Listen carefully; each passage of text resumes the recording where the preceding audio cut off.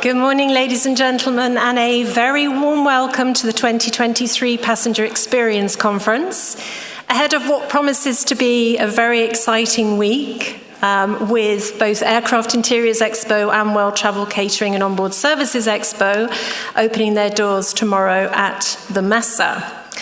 So, today and the agenda ahead. So, I think we'll all agree that the world is a very different place and the future is looking more optimistic than when we were here last year. Really, that's buoyed by global air passenger figures that are returning to pre-pandemic levels faster than expected. And it's really against this backdrop that we kickstart today with our plenary session, a vision for the multimodal future, where industry leaders will share their visions for a seamless journey, examine the intermodal touchpoints that will dominate, and discuss how to meet the expectations of passengers over the next decade. After a short networking break at 11 o'clock, we'll then split into two concurrent streams that will run in parallel for the rest of the day, and they will both take place on the same level as this morning plenary. The first will focus on delivering for the new generation of passenger, looking at how to meet the expectations of passengers that demand a seamless digital onboard experience. And the second stream will focus on succeeding in the green revolution, where our experts will cover the ever-challenging topic of sustainability, providing a new perspective on how waste should be regarded as an asset and how the reuse model can be integrated into the aviation industry. And finally, I'd like to thank each of today's speakers for taking part in this year's program, as well as our sponsors and media partners who continue to demonstrate both enthusiasm and dedication to this wonderful community. I hope you all enjoy the week and find today's sessions both enlightening and inspiring. And I very much hope to see you all at the welcome party that will take place after the conference in the venue next door to us. And now I'd like to invite our moderator for the plenary session, Seth Miller, onto the stage, editor of PaxEx.Aero. Thanks very much, everyone.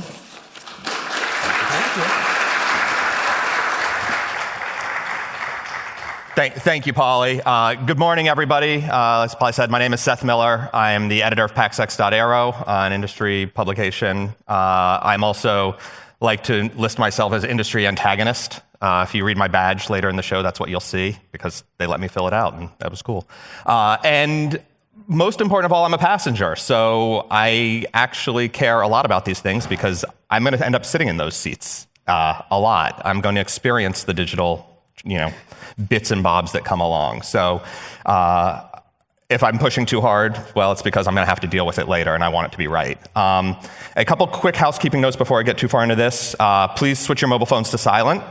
There is no smoking allowed anywhere in the building, and that also includes the awesome back patio deck garden area. You have to go actually outside the front door where you came in.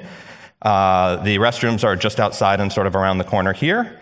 And there are no scheduled fire alarm tests today. So if the alarm goes off, follow the little green guy to your nearest exit, please. In the last half of the last decade, airlines stopped being airlines, or at least sort of tried to stop being airlines. The cool way to get attention, mostly from the financial industry, but also from media and passengers, was to become a digital company that just happens to operate aircraft. We wanted to sell everything. The entire travel ribbon became part of an airline's coverage of what they were offering. And that was cool in a lot of ways, but also incredibly challenging because suddenly airlines were aware of all the little bumps along the way, all these seams in the travel experience. And they've always existed, but now an airline was offering to take care of the passenger through those seams, to try to connect, from conception of the trip all the way through the end when you're buying your photo album online. They wanted the commission, quite frankly, off of all of those little transactions, but learning how to support that and how to sustain that was a terrible learning experience for the airlines, by which I mean none of them did it very well. And that created, it didn't create these seams, but it really created a situation where the airlines had to acknowledge them and work with them. And the last 3 years, certainly some of the bumps became much more pronounced, much more difficult to manage, and ultimately created the situation that hopefully our 4 experts this morning are going to be able to help us get through to discuss sort of how those seams exist, where they are, and what the future of travel looks like starting, not quite tomorrow, but from later this decade and into the future. And as part of that, I also want to introduce one extra thought to sort of consider before I invite Eric up for the keynote, which is, what if seamless travel isn't actually the ultimate goal?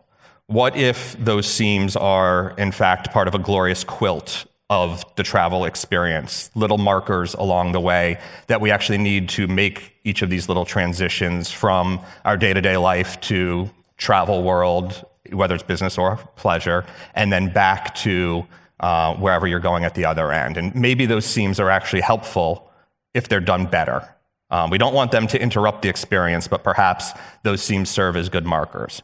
So with that, I'm now going to invite Eric Bogner. He's the Executive Creative Director from Teague up on stage. Eric's work has spanned a diverse range of industries, including technology, consumer products, food and beverage, and he thought airplanes were cool, so now he's doing that too. And he's right about that. Eric, welcome to the stage.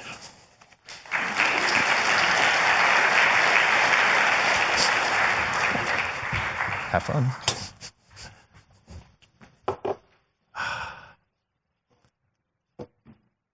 Someone's going to switch me over, hopefully. There we are. So good morning. Thanks for the introduction, Seth. I really appreciate the seamed quilt. It helps a lot with what I'm going to say as well. I'm Eric Bogner. I'm an Executive Creative Director at Teague. And if you don't know about Teague, there's a little bit of our background and what we do playing there. We are an independent design consultancy that partners with our clients to solve complex problems beautifully, improve lives, and advance the practice of design. Our talents are focused on mobility and technology, working with clients across land, sea, air, and space. And we pride ourselves in deep relationships that we have with our clients like Boeing, Microsoft, Amazon, American Airlines, and Blue Origin. Now, a little bit about me. I'm relatively new to this industry, as Seth said, so be patient with me this morning. But I've dedicated my career to deeply understanding people, their values, and their relationships they have with products, services, and brands. I've worked in many different industries, as Seth talked about, in-house at Dell in technology, in-house at PepsiCo in food and beverage, healthcare, retail, consumer products as a consultant. And what I've learned in those industries is how essential it is to have an outside viewpoint in order to recognize opportunities for change and opportunities for strategic advantage. And even when I was in-house, I worked with people who were outside to give me that outside view. My current outsider perspective coming into this industry, I think is relevant for airlines, airports, and OEMs, and all of our organizations as we figure out how best to think about our future in the present. And right now, this moment, and maybe this is my optimistic new guy view, it's such an interesting time in our industry. This industry grows more complex by the day as we ride a wave of innovation in technology and sustainability, while answering new demands from both passengers and policy.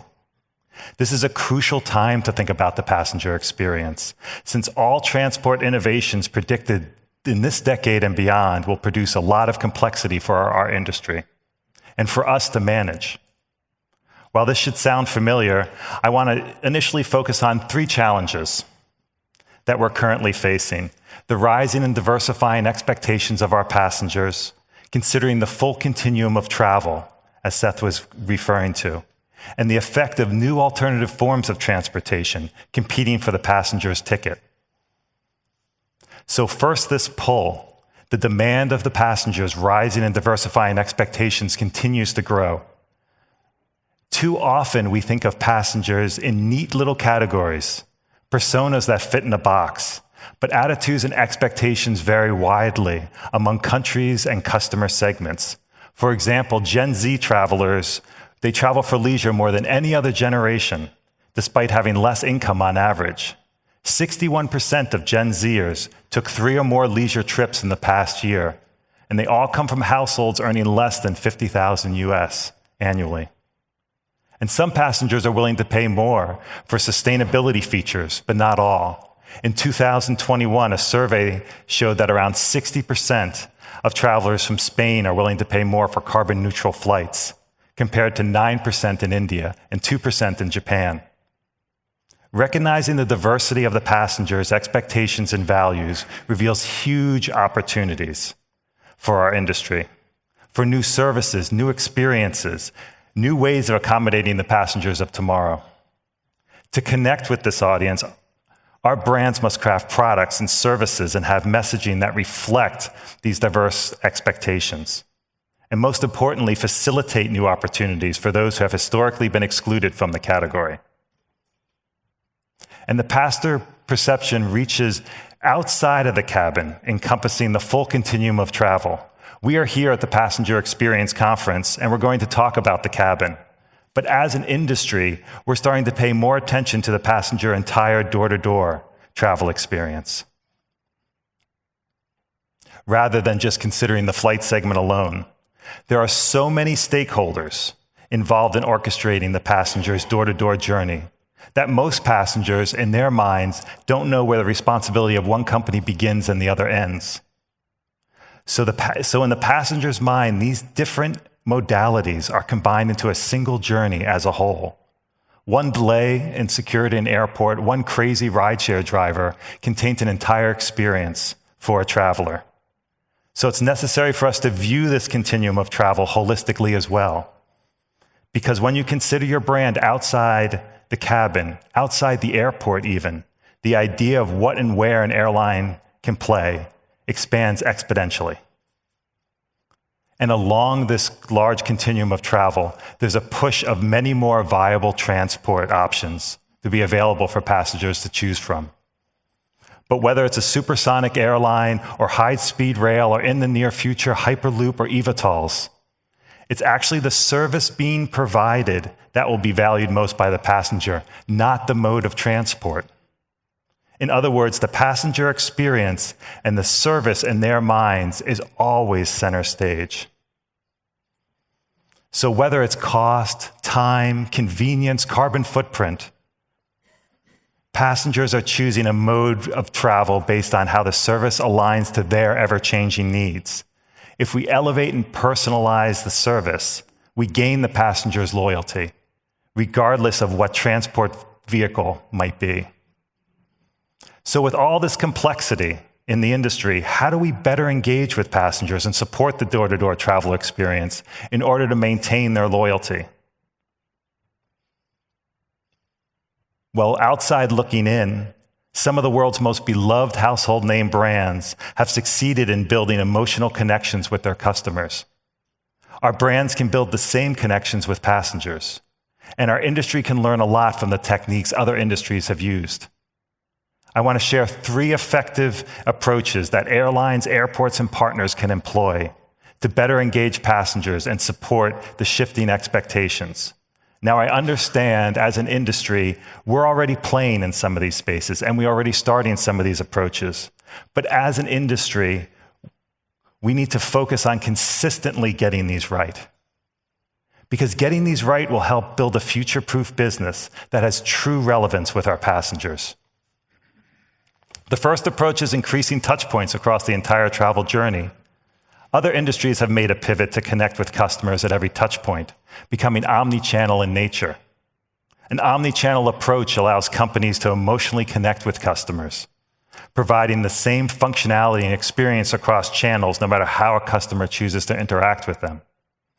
This opportunity for emotional engagement, both flexible and personalized services, is paramount. especially for airlines, which have a fantastic opportunity to reach people before, during, and after their time in the plane. And to do this, we need to engage passengers on multiple levels to help build meaningful and relevant relationships. It's a no-brainer that passengers desire their choice in their experiences, and they feel tension when they are forced into a path that doesn't feel comfortable. A lot of times, we are forcing passengers into a siloed world of self-service or full service, without much happening in the middle. However, it isn't about the rigidity of picking one or the other, but about creating a self-guided experience, where at any moment along the journey, passengers can freely choose to serve themselves or reach out for assistance, a more self-directed passenger interaction. Striking this right balance provides a better chance to connect with the passengers at the right time and in the right way, through their preferred channels.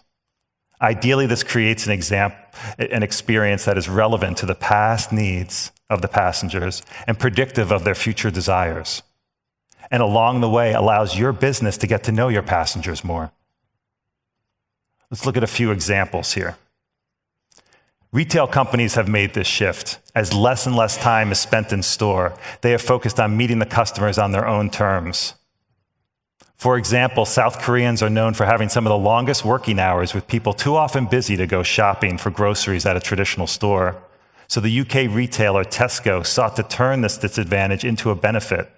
It introduced virtual stores, which are essentially a display of product images on walls of metro stations and bus stops. Commuters can scan product images with their smartphones and shop as they wait for their trains or buses. A true self-guided retail experience. Where can we engage passengers to solve problems and offer value along the journey? Can we use data gathered by beacons and Wi-Fi already there, sensors in airports to better navigate passengers, guide them where they need to go, to help reduce anxiety and stress as they're navigating through new airports? Can passengers be prompted when they check in or order a meal for a flight when they're in their actual rideshare app as they wait for their ride to the airport? Will super apps, all-in-one travel platforms like the startup Lampus here in Germany, become a go-to solution for passengers, centralizing planning, navigation, photo sharing, expense management into one travel app? Another example in the restaurant industry. This McDonald's 24-hour Chicago location provides a huge range of options for its customer. They have self-order kiosks, table service, mobile ordering, delivery, drive-through, rapid order pickup. You can pick it up in the store, it could be delivered to your car. Numerous paths to guide customers towards purchasing and receiving their meals. And this all takes place within a smaller, more flexible footprint for the restaurant. Imagine this type of scenario for the day of travel. How would this type of ecosystem change security, luggage, check-in, or boarding? What if you could check in with security on a closed train to the airport as we continue to accelerate the adoption of biometric security?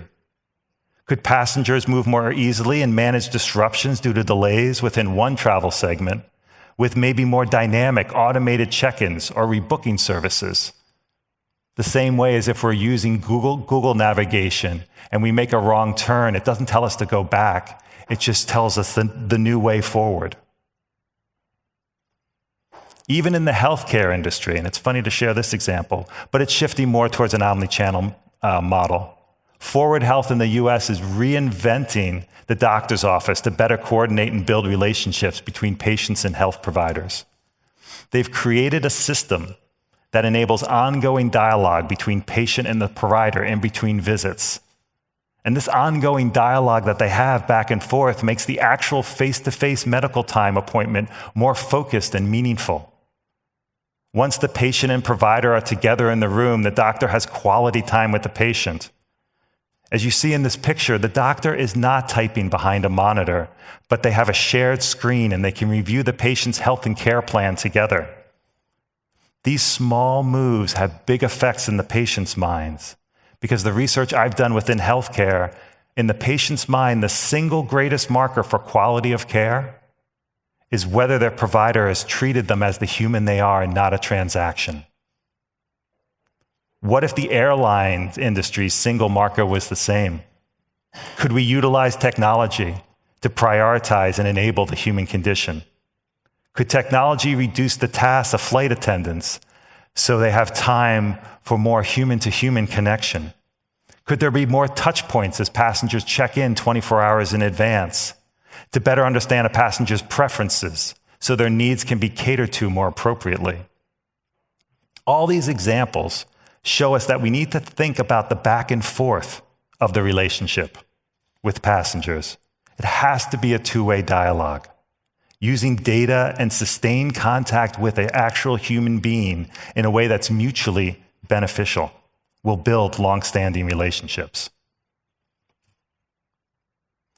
The second approach is thinking in ecosystems. Experiences don't start and stop between touch points, so neither should we. Passengers expect their travel experience to be interconnected and as interconnected as their consumer experiences. Right now, we have a multimodal collection of door-to-door travel options, as you saw in that continuum of travel. It's full of competitors that passengers rely on to get where they're going. But what if these competitors were actually looked at as collaborators in a larger travel journey? With multimodal already our shared reality, we have the opportunity to evolve this system into an intermodal approach. And by intermodal, I mean a connected system with orchestrated delivery handoffs between one modality and the next. We are seeing this, for example, with partnerships right here with rail and airlines. In Germany, we have DB and Star Alliance. In just one booking process, airline customers receive a combined ticket for the flight and the train journeys, including seat reservations. How can we continue to develop these intermodal ecosystems and make them even greater and larger?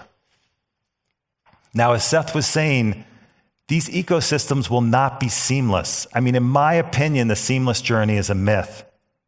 There will always be seams, because travelers and transport modalities are both not homogeneous groups, and the world is ever changing.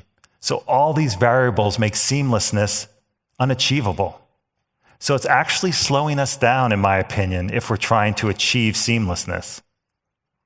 This is not about eliminating all seams to achieve this, but by reducing friction points and considering the entire journey holistically.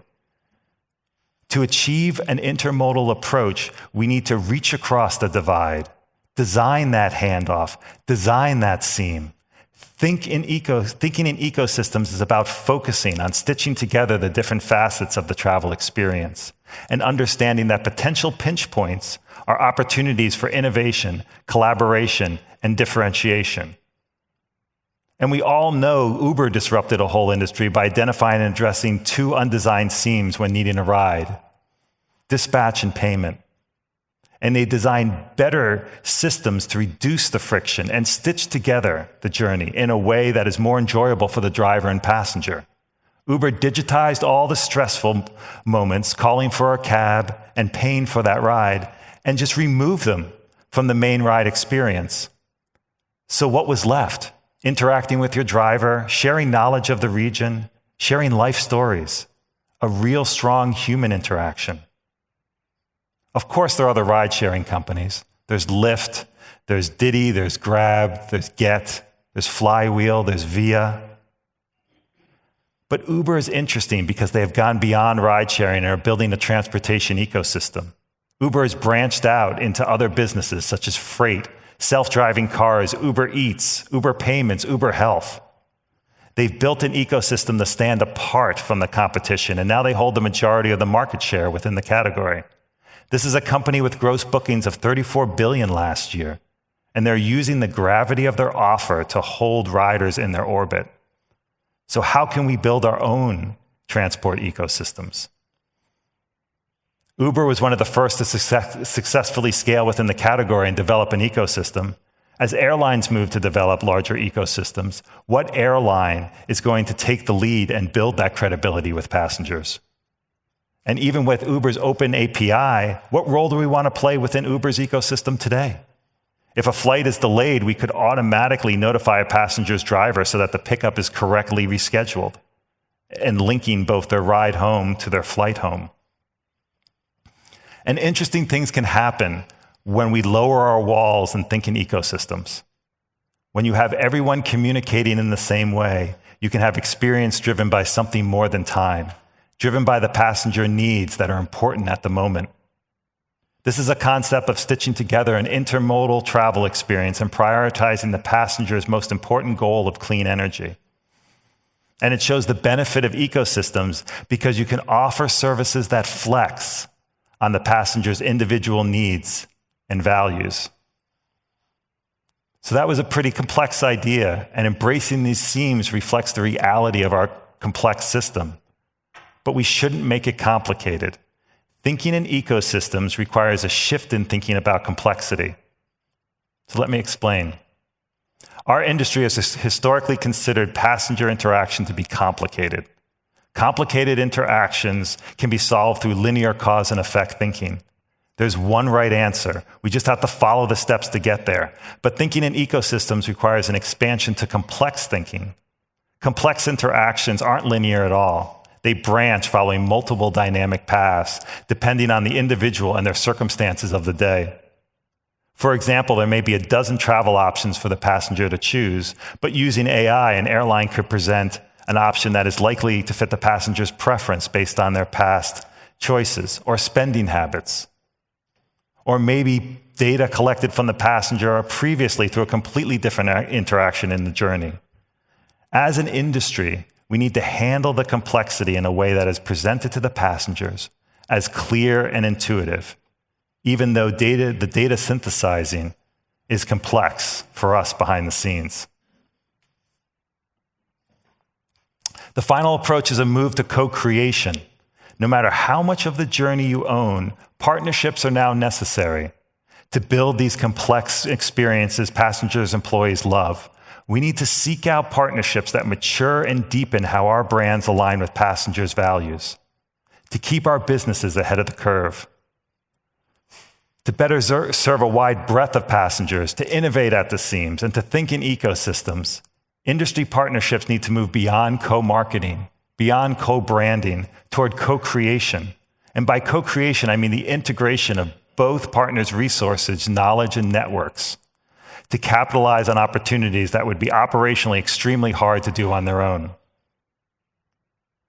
Here are some examples I can show you of co-creation that have built successful partnerships. Apple and MasterCard. Who would ever imagine that a computer company would go as far as partnering with a credit card?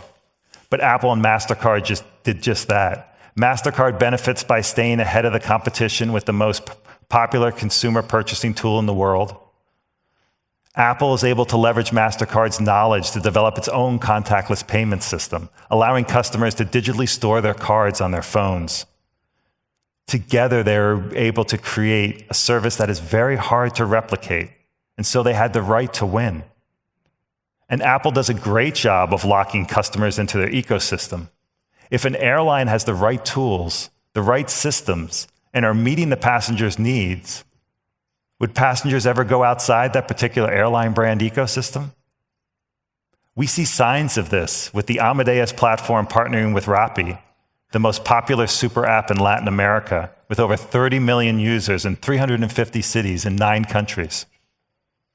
Rappi and Amadeus are co-creating together to further develop a travel vertical, allowing their users to search, book, manage their travel directly. Building that type of lasting engagement with passengers will compel them to stay in that ecosystem. And another one, Ford and Salesforce. Ford is a 119-year-old company that needed to leverage new tools to digitize their process and fleet. Ford was able to partner with Salesforce to deepen their relationship with the customers and empower a community of users. They did this together by unifying all Ford's customer data under the Salesforce Cloud platform. This democratized the knowledge of their products across multiple customer touchpoints and allowed Ford to build custom solutions for their key small business owners to remotely work out in the field using the cloud system. Within our industry, what ways can we accelerate digital transformation within both our new and aging infrastructure? while delivering the same type of experience across our products and platforms. One example, American Airlines right now is working with Microsoft Azure cloud platform for its airline applications and key workloads. They are co-creating in a similar way with Ford and Salesforce. And how could we do more of this? And what could some other future co-creation partners look like? Most passengers are forced to wait for 15 to 50 minutes for their checked bags to be returned after a flight. As just an idea, imagine how transformational it would be if an airline partnered with a rental car company and your luggage was couriered directly to your rental car. When the passenger departs the aircraft, they never go to the carousel, and their bags are deposited directly in the trunk. This might seem like a small thing, but in the end feel really big. Passengers will like not having their luggage as much, but just getting into their rental car and driving away. Maybe when you arrive back at the airport, you can drop the same rental car at the departure area, and the bags are automatically curb checked. Designing this seam could be a new category of intermodal travel. And this does not need to be a rental car company. It could be a hotel doing the same thing, delivering it to your hotel. It could be a bus. It could be a transit system.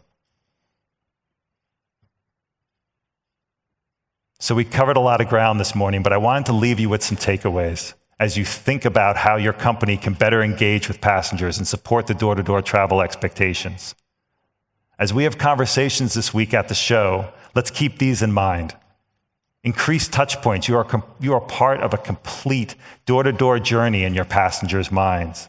Start by identifying where you can reduce friction with your passenger journey and engage early and appropriately. Think in ecosystems, stitching together. Focus on it, the different facets of the travel experience. Start by choosing experiences along the larger continuum of travel that you could influence. And make a move to co-creation. Seek out partnerships that deepen passenger engagement. Start by finding opportunities outside of your domain that still align to your brand purpose. And please, while we're all here together, come find me and my colleagues at Teague.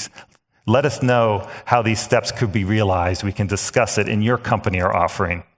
Teague is well versed in these methods and techniques. Using the power of technology and design, we've helped many companies solve complex problems to engage their customers. Thank you.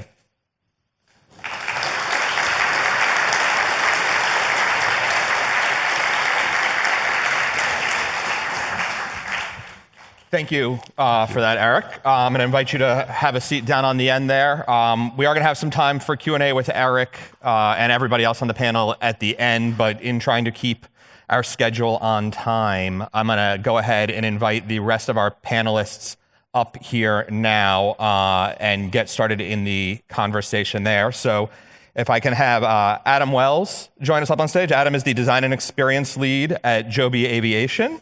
I have Kerry Reeves, who is the Head of Airline Programs at Air New Zealand, and George Land, who is the Executive Director of Sales for Hybrid Air Vehicles.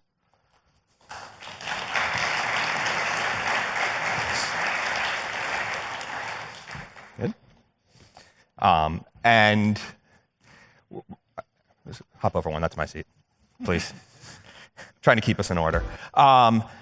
And we're going to start, we've got a little bit of a video and Q&A with each of our guests, and then we're going to get into a bit more of a interactive conversation. So I believe we have the video for Joby.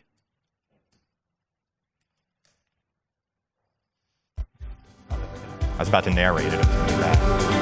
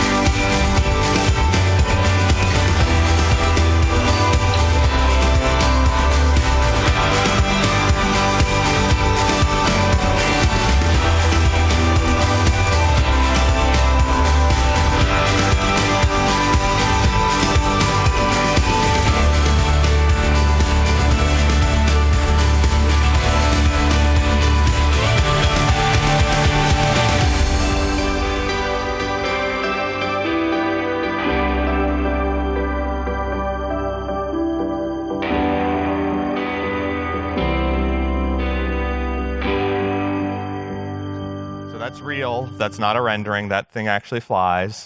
Working on certification and a few other bits there. But Adam, you have a long experience in the industry, helped design the upper class suite for Virgin Atlantic. You launched Virgin America's in-flight product. And now you've moved into the eVTOL world. What's the unique proposition here that you see that's sort of makes this one special relative to air travel, traditional air flight? Well, it could transform it. Like if we're successful, I think that it could dramatically increase the amount of times that large numbers of people fly.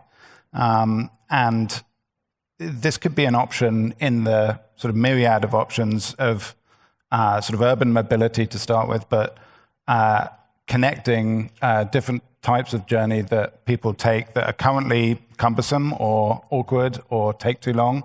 Having worked for Joby for a while, every time I'm stuck at a traffic light now, I'm thinking about this can't happen soon enough.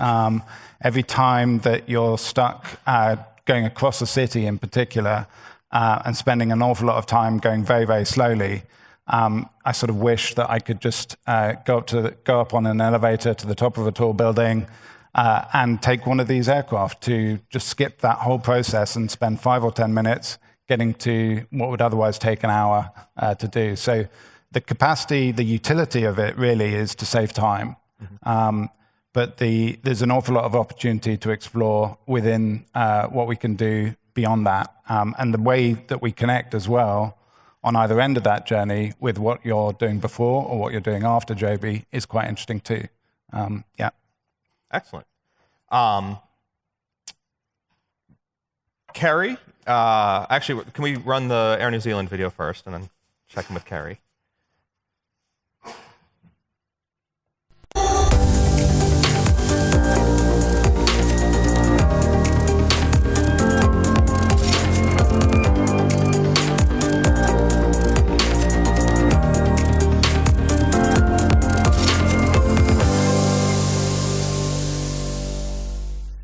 Excellent. And Kerry, you have been at Air New Zealand for some time now, helped oversee the number of different Sky products. I'm pretty sure that's a requirement. You got that in the name somewhere, but right, you've got Sky Couch, correct, the Space Skeet, Sky Nest, the new premium business class seat as well. That's a lot of responsibility and a lot of cool stuff you've developed. I'm curious, how much work goes into a concept like this before you end up in front of the accounting department or your CFO trying to get it approved? An awful lot, because it's not just the idea itself.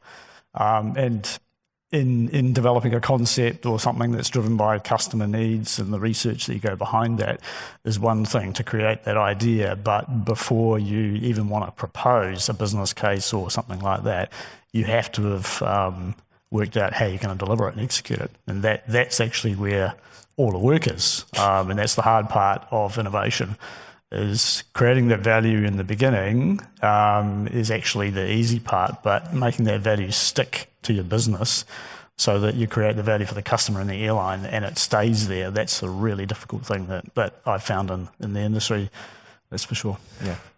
Have you had any misses yet?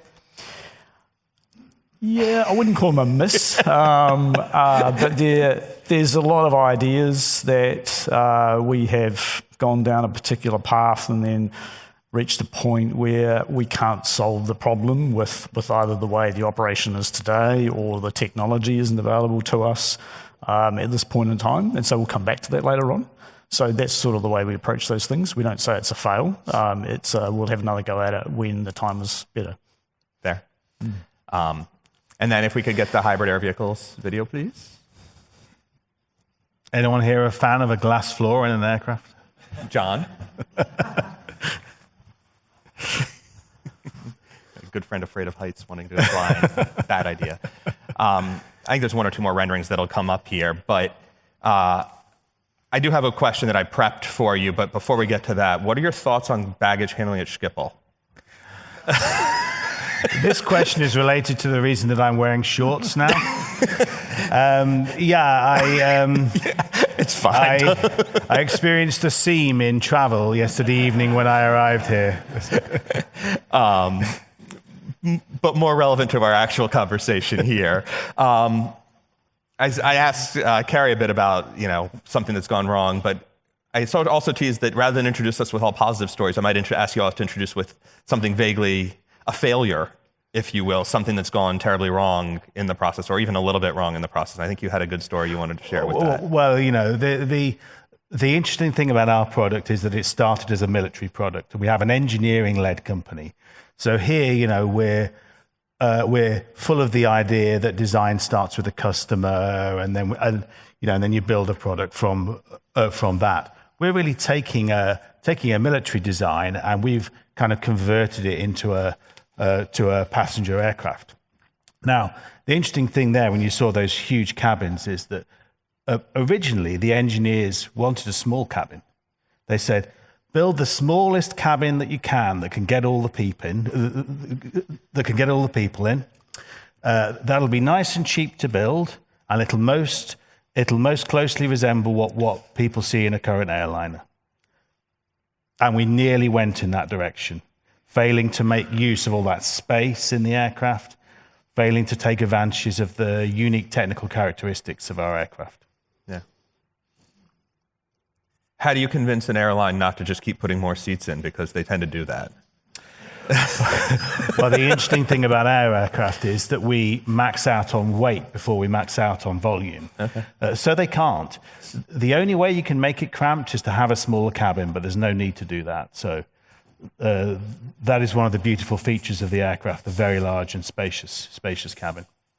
Yeah. And sort of continuing on the line there, that thought process about, more cramped experiences, and Eric, to your point, sort of the Gen Z crowd flying more on lower incomes. We've seen the low-cost and ultra-low-cost carriers bounce back with capacity massively faster, filling in gaps, both because they're cheap and often point-to-point. So two different seams being addressed there, if you will. But how do we take some of these glorious concepts and extend them to the economy cabin, to the back half of the plane, and make that viable? Go. I mean, it's interesting because we've unbundled so much of the passenger's ticket right now that I think there's the opportunity to kind of create a new paradigm of what the passengers actually want, to look at what they're actually putting together, what they're actually paying for in economy plus, all the way up, and just kind of create a new paradigm to understand what they need. Because I think, at the end of the day, there'll probably be different levels between economy and first that we're going to see. But I also think that it'll be disrupted. The first class and the business class might be a new paradigm when we start to see what they actually want as a premium offering.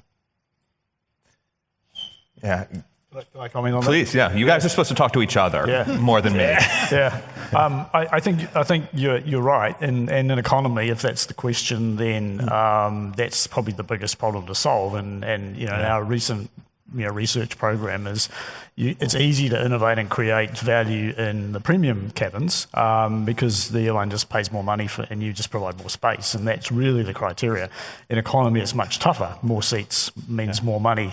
Usually, but that's not always the case. But you've got to provide for that band of people in that affordability sector that, from the lowest backpacker or Gen Z or whatever that you've got right up to people who are frequent flyers but pay for their own tickets, but they want a little bit extra.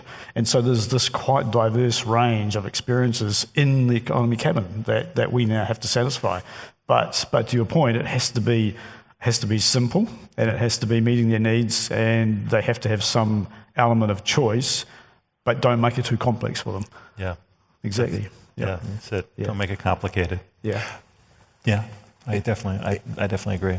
Is there enough capacity is probably not the right word, but enough opportunity in the cabin to deliver all of those different variables that people want? I mean, there's infinite opportunity because there's infinite passengers, right? They all want something different, but how do you narrow that down to things that you can actually deliver?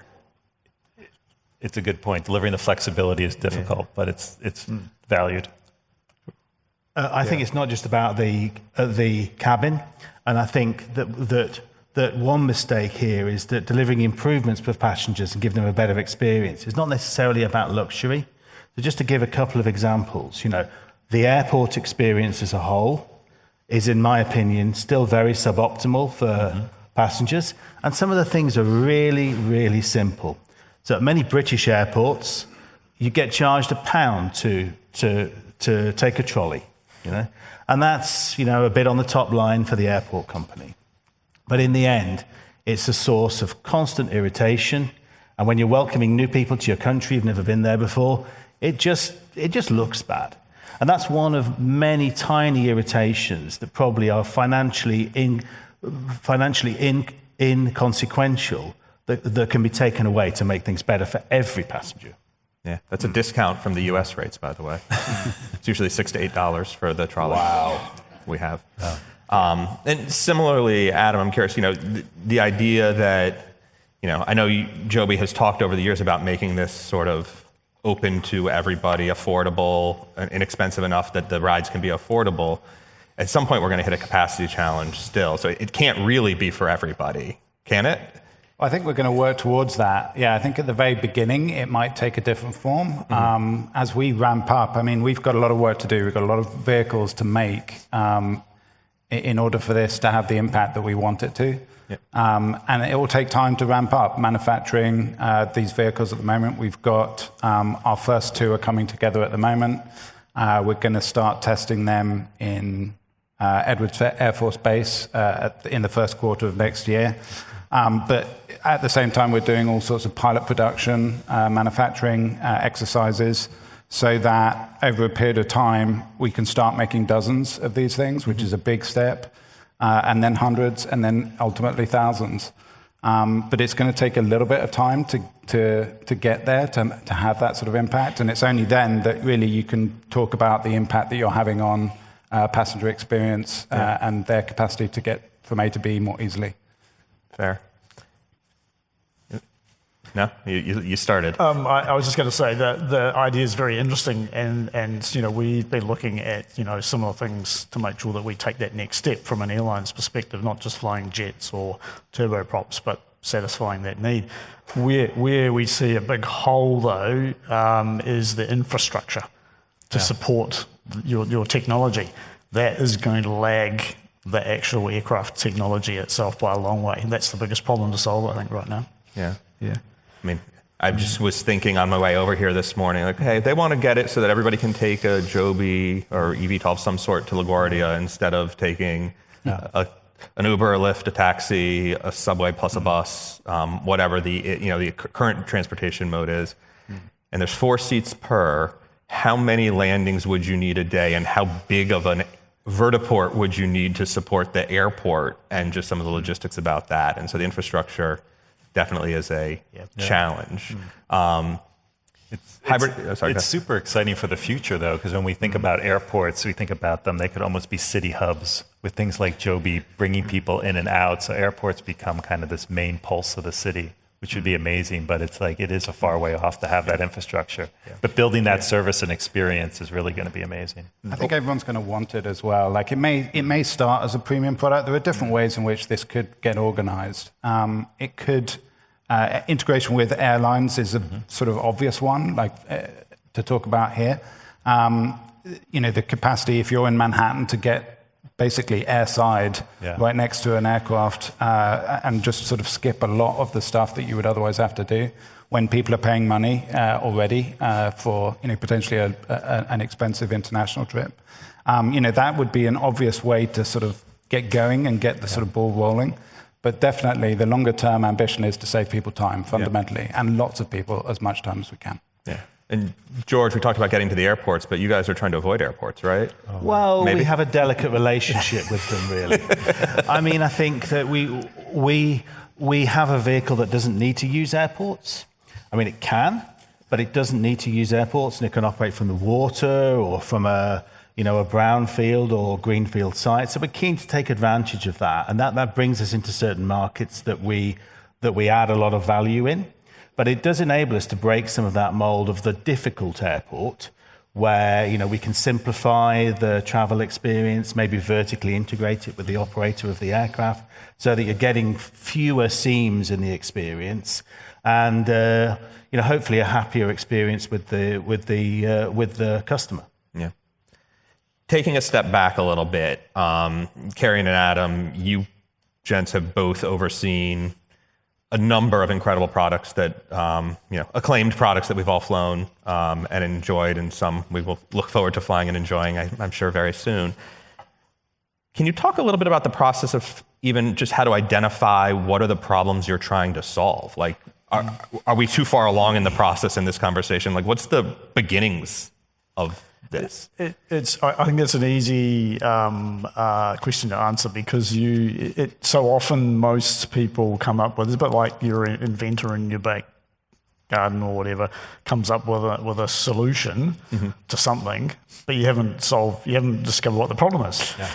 And that's often the way that the whole airline industry is operated, that people come up with ideas about how to do something, but actually not figuring out what the problem is. And so, we've tried to turn that around and actually understand what's the value driver of what you're even proposing here, and what do the customers actually want. And the more you and it's easy to get ahead of yourself and leap to a solution, but the more you actually take apart the problem, then the more the solutions become obvious.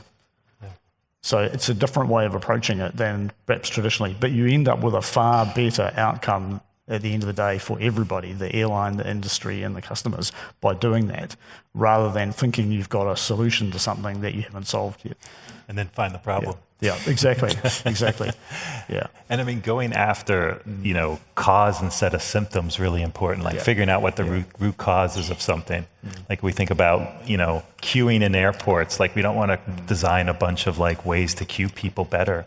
We want to actually figure out why they're queuing in airports and actually solve that to move people and move passenger flow more quickly.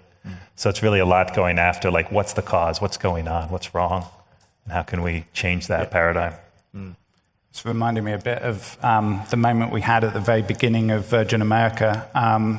Virgin has an opportunity to sort of occupy space in different parts of the market, and we had the opportunity from a clean slate, basically, to look at the domestic industry in the US through the sort of Virgin lens, and we had the chance to sort of pick holes effectively on everyone's offering and where they were failing the customer, at least through the sort of Virgin eyes, and to propose a whole suite, literally across the entire journey that the airline could tackle, and all at once with no legacy, be able to roll them out as a singular experience. And that was a rare, privileged sort of thing to be able to do. And normally there were all sorts of obstacles for existing airlines as to why they can't do things like that, but every now and then having some new competition helps. It's a way of stimulating new ideas and maybe changing things. So your suggestion for an existing airline would be for executives that care about that to go off and start their own and find a few $1 billion. Well, they have tried that. They've tried their own. There was a wave, wasn't there, of low-cost carriers being generated by the airlines to stimulate innovation to their own offerings. Something I think competition is good, and having people look at the problem with fresh eyes is a good thing. Sort of building on that and touching on one of your slides, Eric, and sort of room for the innovation in the industry. Eric, you mentioned Uber, and it's sort of becoming its own super app. It's branched out into so many things. It has also, and I don't know the exact number, but lost billions of dollars. And don't get me wrong, I'm not going to pretend airlines are, the panacea of making profit here, but they're already doing great at losing billions. We don't need to give them help by also having them invent Uber. But how much room really is there for innovation that requires that level of investment in an industry that doesn't have money? There's a lot of money floating around, but there's no profit margin. Yeah, it's tough. It's we need to figure out areas where we can operate at risk, We need to make, I mean, there's no innovation if you don't have risk. If there are so many unknowns when you're trying to innovate. So how can we build arenas where we can actually put in that risk so we can actually build for innovation? So that's one thing that I think is actually looked at. So yeah, from a financial point of view, if you look at Uber, and Uber had a very good year last year compared to its other years, and its revenue is nothing compared to its bookings. But the idea of putting it forward and creating that risk and trying out those things, I think is important of how to push a company forward, and it's pushing the industry forward in that sense. You know, I think this goes back to your last question as well. It's about spending money wisely. And I think if people can see that you're going to spend money wisely, it's easier to get that money. And one of the key things, I think, is having that internal process so that when something doesn't fit the market, you're not listening to the market, you don't carry on regardless. You carry out a reset internally and focus back on where the money is, where the customer is, and where the unique characteristics of your product are. And I think if investors see that their money is going to be spent in that way, they're probably more likely to put it in. Okay. We'll see. I'm looking at your watch there. We got about 20 minutes left, so we've got plenty of time in the session. If anyone in the audience has questions, raise your... Oh, we've got one already. John, looks like Julian is coming to you with a microphone, and then we'll go back to a few others.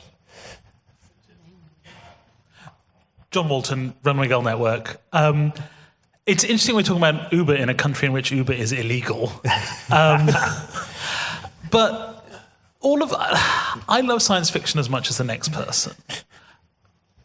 And I feel like a lot of this is very much science fiction for the extremely wealthy that we've been talking about today. For people who are actually going to be traveling in 2030 in any meaningful scale, how can all of this be brought into that passenger experience?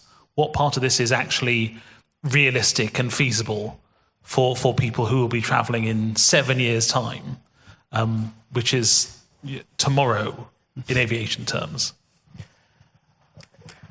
Well, just to speak for our product for a moment, it has many technical advantages because although it's radical, it's actually relatively simple. It can be available 2027 in its kerosene-powered form, 2028 in hybrid electric form. So there is an example of a product which can be in service by the end of this decade, a 100-seat regional airliner, which is lowering carbon emissions and potentially changing the way people travel. And there's low technological risk to getting to that. I guess, to John's point, what's 2030 look like? That's nowhere near far enough out. Yeah. You've got to go much further. I mean, our current design project now started in 2018 to design the experience for 2035. That's how far out you've got to go, because what you will deploy for 2030 is current technology that's about to be certified today. That's all you're faced with dealing with. So we've got a lot much further than the timeframes or the traditional things that we're thinking about now in the way of a business case. You've got to be much, much further up. Yeah. I think if we're successful, which we've got a lot to prove on, an amazing experience is sort of inherent to the vehicle that we're trying to design at the moment. It could operate at different price points, and I hope it isn't just for the elite, if you like. It is intentionally and from a business model standpoint being designed for everyone. It may not be that everyone can use our service to commute to work from day one, but it may also be the case that it's almost one of the cheapest ways to fly. If you look at the actual sort of price of getting on a vehicle and flying, it may be because of the short nature of the flights that this is actually quite accessible if you want to try it. And I mean, one of the big battles I have every day is with engineers who are looking at the weight of the vehicle and understandably wanting to reduce the size of the windows, for example. And as the sort of experienced champion for the customer internally, this is one I have every single day, trying to make sure that the windows are massive, because these vehicles flying over the cities and landscapes that you love looking down on them from that altitude is going to be an amazing experience. It doesn't need gold taps. It doesn't need plush carpets. I think this is going to be something that people can really enjoy, the sort of magic of flight, perhaps a little bit like the sort of more cruise model.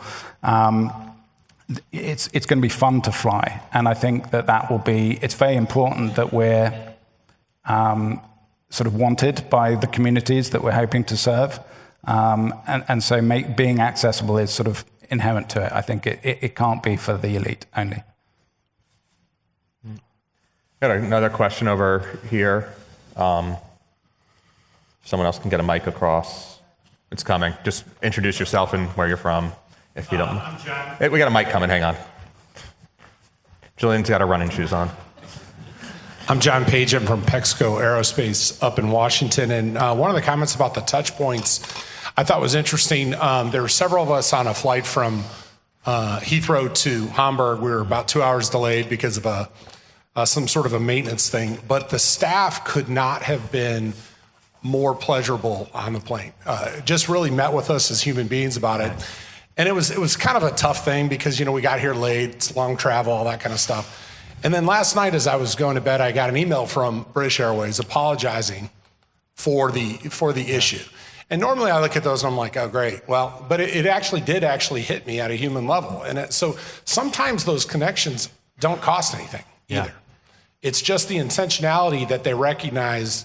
They inconvenienced me for 2 hours because of a minor maintenance delay, and then we got into some kind of a weird time slot thing where we got delayed. But there are many people in this room that were on that flight.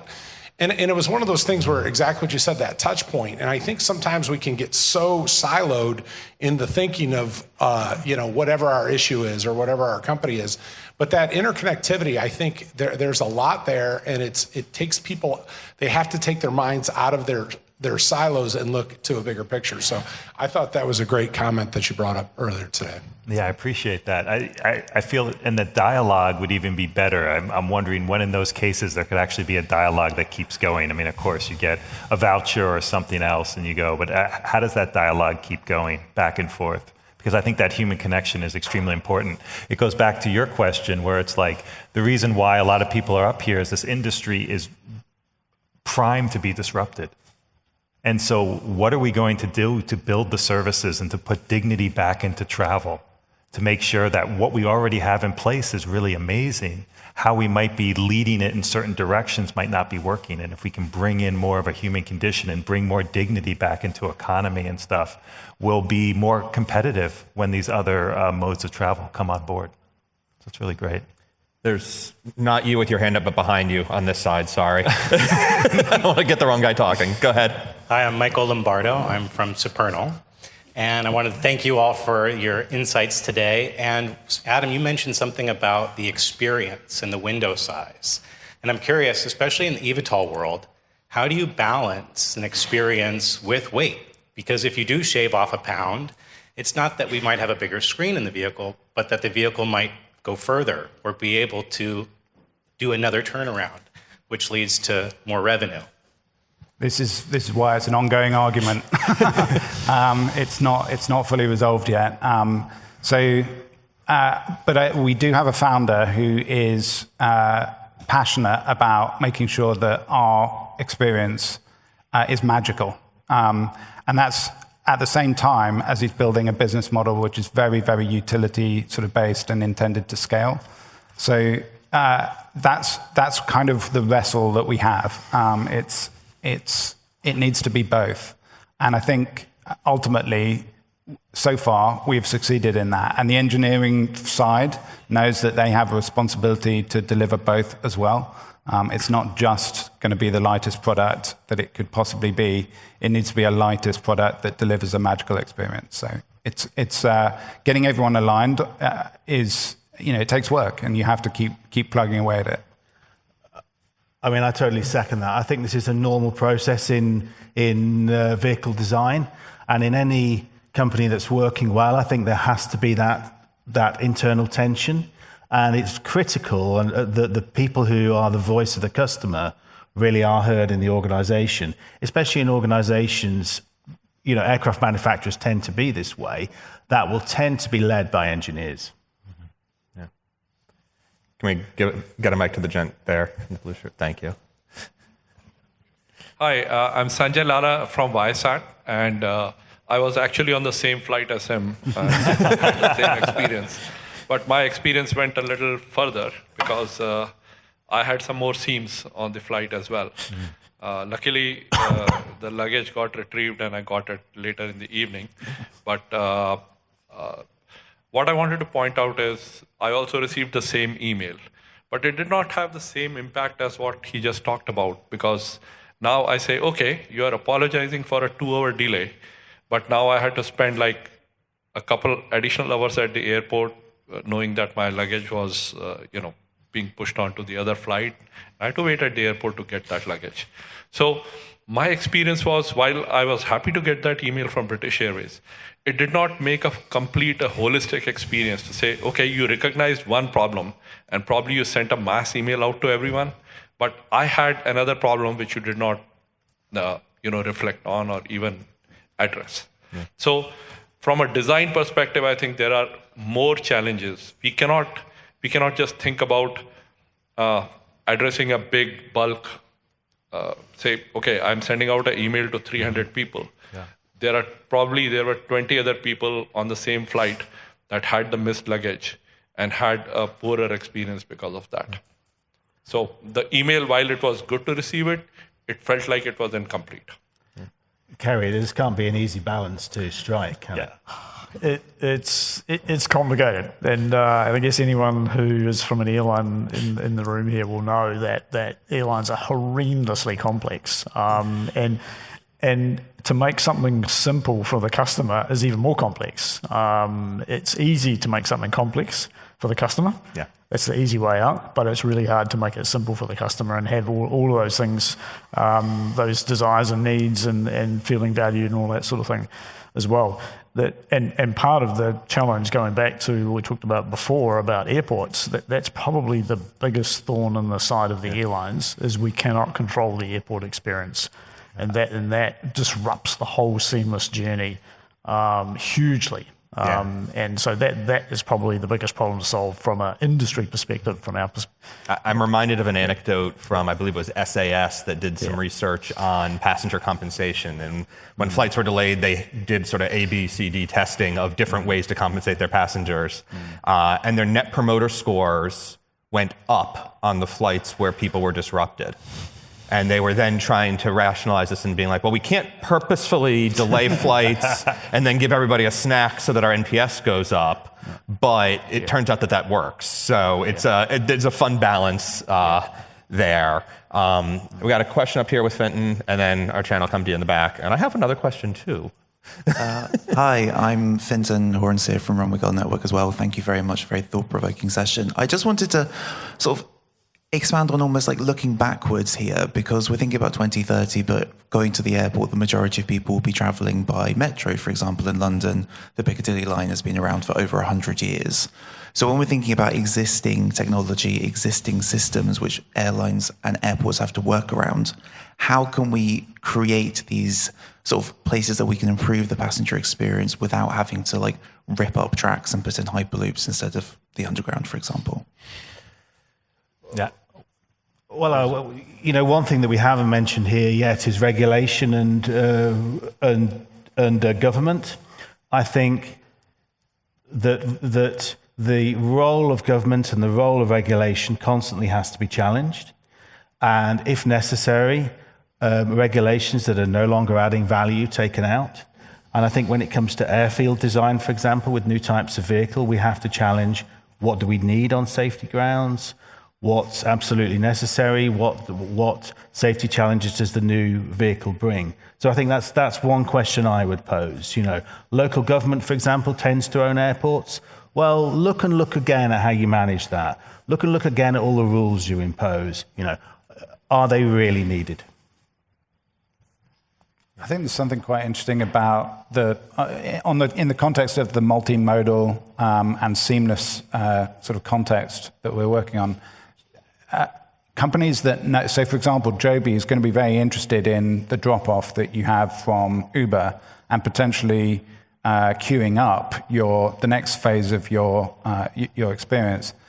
It will be really interesting to see how well we successfully do that with existing transport networks.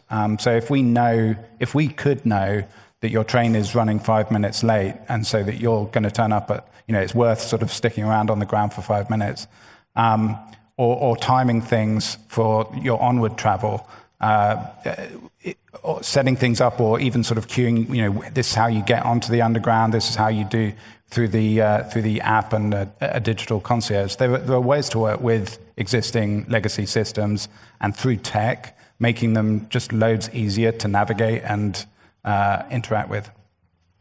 Archana in the back. Sorry, you're next. It's on. Hello? Yeah. Hi, Shashank Nigam with Simplifying. How do you set expectations for a passenger when the experience today doesn't even exist? This is all for the future, right? And I'll give you a good example. Kerry, when I first flew Skycouch with my 2 little daughters, it was mind-blowing because you had a manual which my daughter read and made the Skycouch, good for sleeping on her own. If a 5-year-old can do it, you've won. But thank you. If you look at the beds that are coming up, for example, at Air New Zealand or Adam, I believe with your integration with Delta, the booking process will be on Delta's app. The booking process will be on delta.com. So you're really like an Intel inside. No one's really dealing with Joby as such, just like we don't deal with Boeing.com to book a flight. So how do you set passenger expectations if the experience doesn't exist, and then hopefully exceed them as well? There's a couple of ways that we might work on that. So I'm not totally sure that we will be invisible like that. I think that these are partnerships, and there's a lot to work out on the Delta partnership. There's a lot of brainstorming going on as to how that will work. So I think the Joby experience itself will be recognized as a Joby experience, but it will be very closely integrated with that of our partners.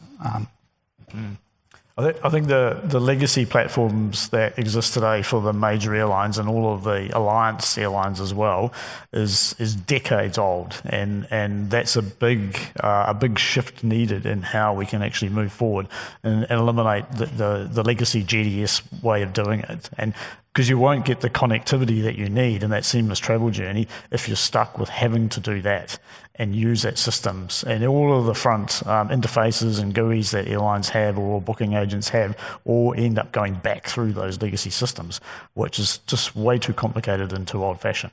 So somehow we've got to move on with that, but that's going to need the whole industry to move. We can't do it one at a time. Yeah. Thanks. And up here, last question. Hi, my name is Caroline Jacob, and I work for Simon Powell, a design agency based in London. I just wanted to bounce back on 2 points. Kerry, you mentioned earlier that obviously you're already working on the 2035 programs, and that we always kind of play catch up with our design processes and our passenger needs, to your point, Eric. But I thought your point, George, was really interesting, where those new modes of transportation will bring potentially some new regulation and standards and ways to look at this. So if we're looking at our own creation processes, what are the seams that we can try iron out? What are the things that we can do to sort of speed up the process so we stop playing catch up? I'd love to be able to answer that question, because that's what we ponder every day, and it actually is becoming harder with the regulations. We talked about that before, and it's now the regulations that we, be it FAA, EASA, or government or whatever, are so onerous and so complex and so dated that now the regulators won't allow you to do anything. It used to be that a rule was written to say what you couldn't do. Now you can't do anything unless there's a rule written to say you can do it. And that is a complete flip. How we move away from that, I don't know. But that is the biggest obstacle to innovation and moving away from where we are today and creating some of these new opportunities faster. Is there a way to use those new modes of transports to shape the regulation that we've got on traditional air? Yes, I mean, I think when you have a novel aircraft, then you're forced to look at regulation and you're forced to push the authorities. And in the course of pushing the authorities, there may well be side benefits. Just as an example, recently we were looking at pilot licensing. Honestly, if you've seen a bigger dog's breakfast than how pilots are licensed, I'm struggling to find it. And we're looking at this particularly now because our aircraft is a hybrid. Should it be classified as a fixed-wing aircraft? Should it be classified as an airship?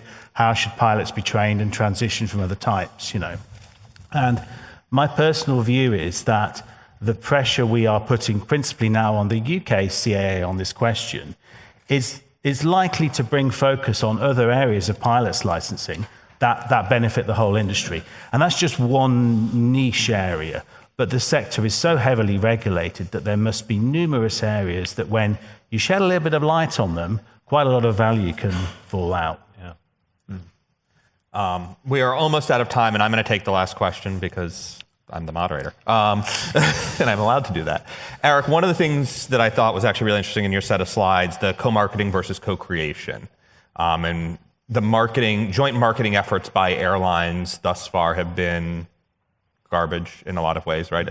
We tell you that it's a seamless experience. You buy your ticket here, you can fly with them. It's getting better, but there's a lot of challenges there.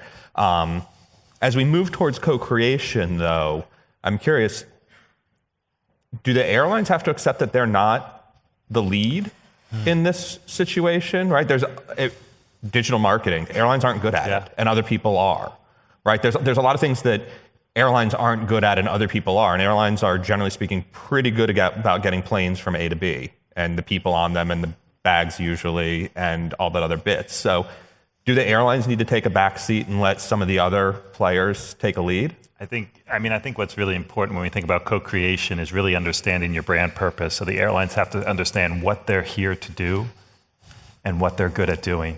And if they're not good at doing technology in that aircraft, then maybe it should be left up to other partners to do that. So I think it's really important to understand kind of roles and responsibilities with co-creation because it's a real joint effort to make it work.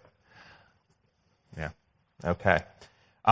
We have now arrived at the destination. It is 11 o'clock. A huge round of applause. Thanks to our panelists. Thank you.